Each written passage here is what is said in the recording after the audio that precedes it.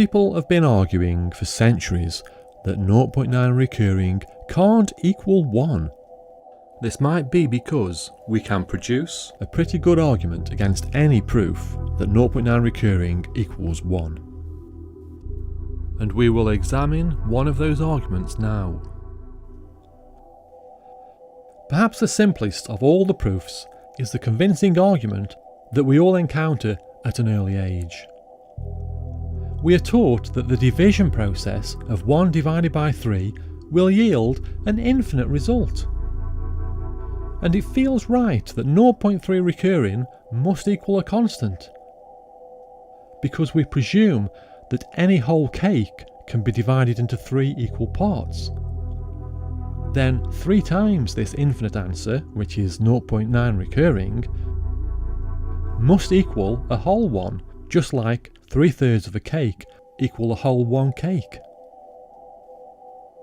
But does the division process really produce an infinite result?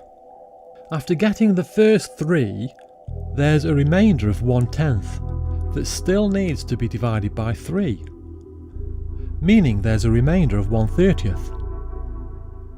After getting the second 3, there's a remainder of 1/300. After the third 3, there's a remainder of 1/3000, and so on. And in general, after processing n decimal places, there is a remainder of 1/3 times 10 to the power n. So there will always be a non-zero remainder. The remainder can't go away.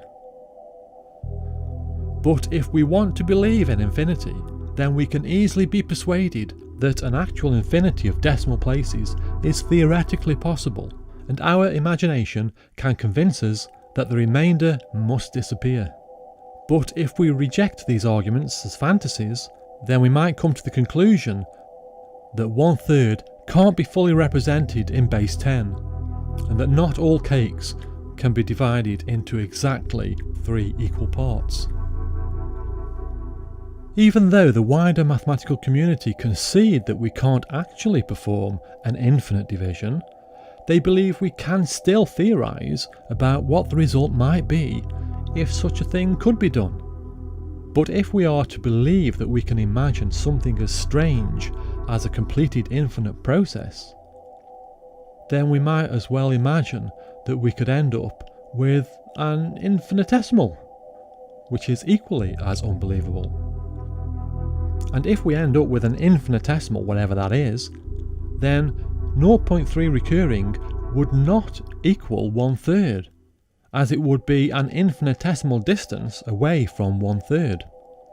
I know this sounds ridiculous, but everything sounds ridiculous where infinity is concerned.